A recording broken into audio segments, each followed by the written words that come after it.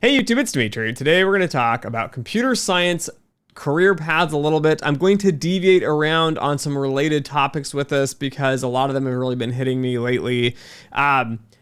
One, somebody messaged me and asked me to make this video. I don't typically talk about quant dev, which is going to be the implementation side of things, more the high frequency trading side of things. One reason I don't talk about it a lot is I don't work in high frequency trading. I have no interest in working in high frequency trading, so I just don't talk about high frequency trading. My channel is supposed to be focused on model development, on more or less the buy or the sell side, but those that are doing like research, those that are building very rigorous high-end models that are going to spend months building models, HFT is supposed to be moving very fast. Again, they can take longer to build models as well sometimes because they have enough staff when you get into larger firms. But HFT in general is smaller firms. They're nimble. They move fast. That's kind of their bread and butter. That's how they make money. That's why I haven't talked a lot about it. Now, that being said, I think in many ways, I have missed out on addressing the computer science community because not all of you want to go into quant dev. Many of you are interested also on the model development side. And so I think there's kind of a gap to bridge here. And I will talk about both roles and positions within the industry here and some of the things to kind of consider and look at. So let's start off with here the biggest challenge of CS, which is going to be education. And when I write this out, this is for everybody. I have no idea what courses you have and haven't taken as a computer science major, computer engineering, architecture, whatever. The reason being is every university is going to be different. This is no different than if you get a math degree, though math tends to be more standardized. This is no different than getting a statistics degree or an economics degree. They can be wildly different and they can cover wildly different topics here. So understanding the paths to this and where we're headed, there are a bunch of different kind of positions and roles in this. And I'm going to go back through here a little bit of the skills and then try to align with you computer science to this. Again, I'm going to call this, we're going to call them desk quants. These are no more, I'm going to call them analysts. And then you're going to have what I'm going to call quants. So this is Dimitri Bianco's term of what true quants are. This is model development and research. And then finally down here, you're going to have quant dev. And quant dev is going to be implementation. Okay, so let's just talk about computer scientists for a second here. You're going to have probably a list of classes or topics here. You're going to have something like algorithms. You're going to have most likely some sort of calculus, so a variety of those sorts of classes. You're going to have some programming languages, typically low level. So I'm going to say low level, like C++. You're going to have a high level programming languages as well. So high level, which is going to be things like Python. And then I'm going to say you're going to have programming. I'm going to say topics. These are kind of going to feed into these though. So things, for example, like loops, architecture, design, setting up code, programming, those sorts of basic topics. And a lot of this, if I don't know how to break all these out, but this is going to be like things like learning how to like work like in shell environments. And then of course you're going to have like discrete math. And these sorts of things can cover like some of the algorithms and stuff, but it's going to be topics such as set theory, functions and relations. So I'm just going to put functions. Asymptotic theory or asymptotic notion, algorithms, combinatorics, graph theory, and probability. And then you might go into other things like on the hardware side, for example, like you might go into electronic sensing systems. You might go something like Introduction to Logic and Design. I'm looking at Michigan's undergrad program here if you're curious. Programming and Introductory Data Structures and Algorithms, Practical Programming in Java, Special Topics, Electrical Engineering, a bunch of those different courses. Again, Probability, Analog Circuits, Digital Integration Circuits, Electrical Circuit Systems and Applications, Introduction to Semiconductor Devices, Introduction to Antennas and Wireless Systems, Principles of Optics, and the list goes on here. So again, you can see you have a weird mix of skills as a computer scientist on the quant space here. Most of these, though, as you will notice, these skills are going to end up taking you down most likely into quant dev. This is where a lot of computer science majors end up at. And the reason for this is because your skill set tends to fit this role the easiest. So this is going to be the easy path. I'm going to put that here. Again, the skills for quant dev are going to be programming. So optimization of code, making it efficient, making it fast. Again, hardware and software side, any computer scientist can really do this here. Now, those that excel in quant dev, that are not common in computer science are going to be those of you that focus more on the mathematics side. So working on the algorithms, working on, like graph theory and probability, understanding how to mathematically optimize solutions here. There's not going to be like a book you just look up like, okay, I need to do portfolio optimization. I look up the equation for it and I run it through. Because in quant finance, there could be 10, 20, 30 different methodologies. There's nuanced details in the probability theory and how to set up the frameworks for these. So typically, if you want to shine in a computer science degree, you want to do computer science in the quant finance space, my advice to you is going to be try to get in math electives and buff up on that. If you get a computer science undergrad, I tend to recommend people go and get a financial engineering sort of master's degree. So quantitative finance, computational finance masters, something like that, because then you will get the finance side, the application side of it. You can also take, in most programs, more advanced mastery level computer science and mathematics classes that will better prepare you for that. So this is why you need a master's degree, is you should be taking your base undergrad level, and then you should be taking advanced courses on top of that. So that is going to be the most common route. This is why most computer scientists end up in quant dev. Again, it's going to be, you already have a lot of this training here in like low level and high level programming languages, the optimizations, you have mathematics, but again, it's really typically applied to computer science problems. It's not going to be just math for the sake of math. And you're going to have more understanding of kind of the systems being all put together here. You will make great quant devs. They're great careers. They pay well. Often they are some of the highest paying positions in many quant funds, which is why you see a lot of people talking about quant devs as quants. And we don't see a lot about the other discussions because they don't typically pay quite as much here. Now, the other two paths we're talking about are going to be desk quants up top here. More specifically, this is like analytics here. So you need to focus more on the analytical side of things. Skills you're going to need are Excel. I know you will cringe, but you will need this. This is going to be how you use model outputs here. So let me give you guys an example. So a model itself, let's say f of x is going to be some model, and it predicts something, let's say probability of default, because I talk about this a lot. And your data is going to have some sort of prediction here, and it's going to have a bunch of numbers. And the thing you're going to be doing is, how do you set the probability of default to make some sort of decision for the business here? Often this goes into pricing. So again, you have to pick a threshold of where you cut these sorts of prices here. Now, again, the model's already built. You're not doing any statistical modeling, but you're starting to answer questions. For example, like, okay, if we accept everyone, what's going to happen? So volume of loans will be high and losses will be high as well. Okay. So we don't want that. We want to lower losses. Well, now if you go to the end of it and say you only accept this probability where your PD is going to be, less than, say, 5%, what ends up happening is now you're going to have, slim to none volume here. So very, very low volume. And your losses will also be very low. Okay.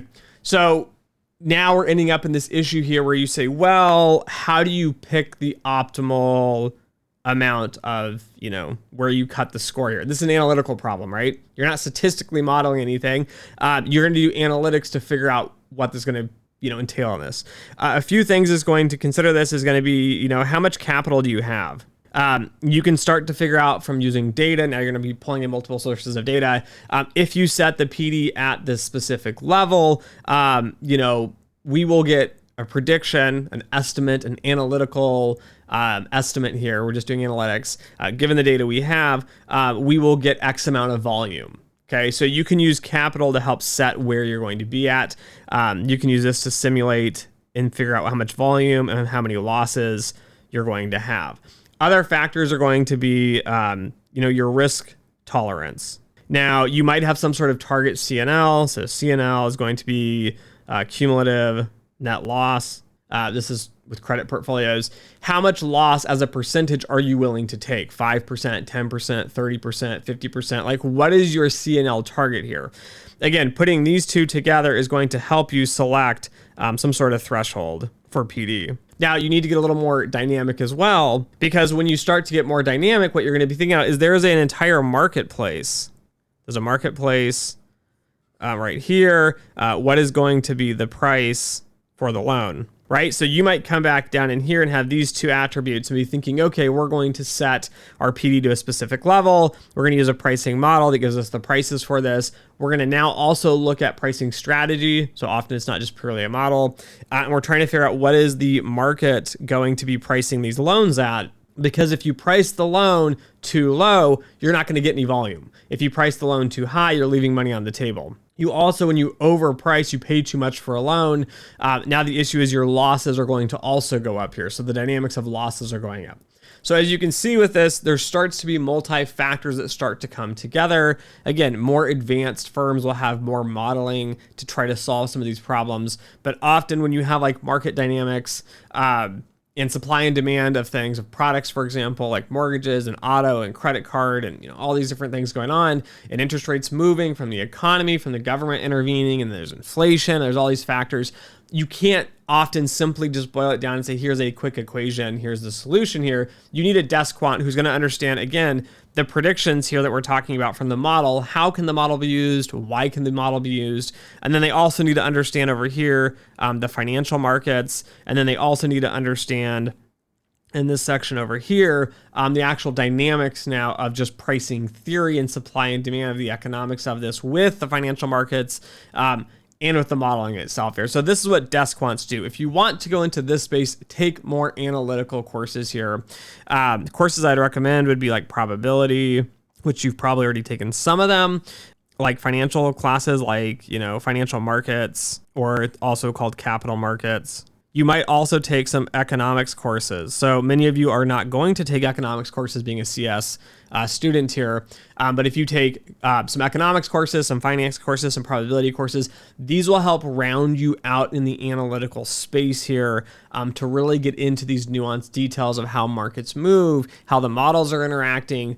Again, it's a lot less computer science skill in the desk quant position here because you're not building out softwares and programs. Now you might be doing implementation of these, but often that'll get kicked to a quant dev team to implement. But often this sort of analytics and tools is being done on the front end with Excel or Python quickly to get some sort of solution. And then all of a sudden these get pushed out into production very fast with tech teams, sometimes the quant devs, but usually tech teams. And then these get pushed into production. And then as soon as these happen, you're on the back end looking at strategy and tinkering with things and doing analytics here. So again, this is going to be more of the finance economics, which is going to be the two topics that really will set you apart in this analytical space here. You might also consider taking business analytics. These sorts of courses as well will kind of help you on more of the businessy classes, tying it in with the analytics a little bit more, understanding these little dynamics here. But this is what I would do if I was going to go into the front office, desk quant kind of role. You're wanting to kind of make strategy and help the business make decisions. Now, if we go into the final piece here, this is going to be the model development and quantitative research side of this here. This is what I'm going to call quants here. The key skills with this are going to be statistics. And I'm going to put in your probability as well. Kind of the same thing, but this is where you shine here. Now you'll notice, again, when we went back to implementation, the thing that sets you apart was math. For quants, the thing that sets you apart is going to be math. Statistics and probability, just parts of math is the way I view it. You're going to need to know a lot of the modeling assumptions, a lot of the nuanced details. Again, if you want to work in this space, so you're going to have to dig deeper. You're going to have to get more analytical. And I'll show you guys an example here. So I often hear computer scientists going, oh, I love machine learning. I'm a machine learning expert. I took machine learning in my computer science class. I'm going to be a model developer. And often most of us won't hire you. We won't even interview you. And you can't figure it out, right? Well, I've got model development experience. Well, one, we look for actual statistics. That's what I'm really looking for. Hardcore statistics in a lot of actual math courses here. And I'll give you an example. So I actually do like this book. This is Hands-on Machine Learning with Scikit-Learn, Keras, and TensorFlow. And it's an interesting book. And maybe I'll put some screenshots on here, but you can kind of see their charts. There's a lot of code in here, and it's just more or less like, how do you code to get a model up in production here, right? I ran this function that's built into Keras or TensorFlow, and I got some sort of solution out of it, and my model's up and running, right? It's very superficial. We tend to view, or I should say I tend to view, computer scientists as very superficial when it comes to model development, because you have such great depth in understanding computers and processes and systems, but you approach model development, you approach academic research in these fields as like a trial and error kind of approach here. You don't view this from a very high level theoretical depth, a dive, like me getting off into tangents on convergence. Like, why is this estimate not converging? Right? You don't just take data and say, oh, if I estimate this is the answer. You have to think about it theoretically. Now, to contrast that, so that book, I'm reading a new book right now called Machine Learning in Finance, From Theory to Practice. It's by Dixon, Halperin, and Belokan. I believe that's how you pronounce it. I love this book. I just started reading it. I'm reading just Halperin's section. So Igor is a teacher, I believe, at NYU. I follow him on LinkedIn. He has really good writings. But if you look at this book, for example, so we just crack it open, you can see in random spots some of these pages. Again, it's a lot of math. There is a chart, but as you scroll through the pages, it's just equations and more equations and more math. And if you go into chapter 10, which is going to be the applications of it, you'd assume it's just going to be a bunch of code, right? And then as you scroll through it, again, it's just tons of text and math and more text. And there's a few charts, which we can see here. But the difference when you go through this sort of book is it's very theoretical focused. Like, which approach do you select? How did you come up with that approach? What are the pros and the cons? Why can you use something? Why can't you use something? When you run it, that application isn't going to function. What's happening with it? Why is this broken, right? This is getting into the theoretical sides of actual hands-on rigorous machine learning. Machine learning, unfortunately, started in the computer science realm, which is fine. But the approach was like, how do we throw mud at the wall and see what sticks? And whatever sticks, that's good. When you start to get into applications like this, this is more mathematical, academic, theoretical design structure. There is some code for this attached to the book, which you can go on their site, I believe, and download the code and the files and actually play with it and get some hands-on experience, which is why I actually like the book. So you need the application as well. But understanding why things are working, how things are working, why you would apply it to there. In practice, I find too that those that have a stronger math background or statistics background understand there are estimates and assumptions behind doing estimation and approximations and modeling. And when this happens, what ends up being an issue with much of this is going to be the fact that things don't just work. Right? It's real world data. Things just don't converge, or a high correlation does not mean a causation. And when you have a lot of money on the line, you can't just say, oh, I slammed in a XGBoost model and the results were great, right? Fit was almost 99%. Everything was amazing, because you have to understand the problems, the dynamics, the other methodologies, the mathematics behind it here. So if you're wanting to do the research side of this, I would recommend, again, doing if you're already in the computer science undergrad, right? That's who this video is for. You have the programming, you have some probabilities, have some algorithms. Go get a quantitative finance degree, a master's of some sorts, and actually focus on these stats and probability theory here. I'll show you guys as well something simple like Monte Carlo methods. Everybody assumes you can do with a really quick wave of the hand. I learned some sort of algorithm to do it. There's a book here, so I'm going to shout out to University of Michigan's program. They're pretty good on the math side. They use this book by Paul Glasserman. It's Monte Carlo Methods in Financial Engineering. And if you look at the thickness of this book, it is quite thick. It's about 567 pages in actual material. Again, when you start to go through this book, it is more math, more math, more math, more math. And it's a whole lot of text and writing. The reason I point this out is the classes you should be taking are things like Monte Carlo classes, numerical methods, computational finance, even things like, for example, time series, which are also known as econometrics, stats for finance. These sorts of courses, along with things like stochastic calculus, are going to be the courses that are the fundamentals of model development and research here. Again, many people, it's not just the computer science community, it's the machine learning and data science community, it's the quantitative finance community for like undergrads now. I cringe at this. It's the finance community, it's the economics community. Everyone's trying to figure out how do you teach classes that are fun, bright, cheerful, exciting, and easy to learn. So we start to teach things like, oh, you take data, you throw it into model, this is the result, and you're done. But when you start to get into quant, which is going to be the development, the research, or most importantly, the validation, you're starting to get into like the decision process of how did you do variable selection? Why does that make some sort of difference here? I'm really excited. This weekend we have the Quant Finance conference here in DFW, the Quant conference, first one ever. One of the presentations is on missing data. And I had a really interesting discussion at a presentation I did as well at Fordham when they were I was talking to the director and some of the students in the presentation about missing data and the critical importance of it. And there's not a correct solution to do it. It depends what you're doing with it. And their director was talking about all the different applications. Like if you're doing this, this is a better approach. If you're doing this, this is a better approach. The reason for that is it's going to impact the estimation of that sort of model here. So again, when you think about models, f of x is equal to alpha plus beta 1 x1 plus beta 2 x2 plus, out to beta n x of n. All these betas here are going to be the coefficients, which are just going to be estimated with a computer. However, if you have missing data in that sort of structure here, and one of these is misestimated, it impacts every other relationship within the model and the model structure because they all have to harmoniously combined to get to f of x or y, which is what you're trying to estimate here. So getting into the theory, getting into the depths, getting into the mathematics, understanding this is even a problem in the industry, guys. This is not like, you go to school, you're really smart, you're a quant, you get a job, and now you're an expert. I unfortunately have run across many people in the industry that have 20, 25 years of experience. They're tired, they're bored, they didn't do well in the industry, and they don't understand the importance of like, Dimitri, why are you making such a big deal about the missing data imputations on this project? Why are you complaining that they cannot use the model that you did? Like, it looks fine, right? They're just waving their hands.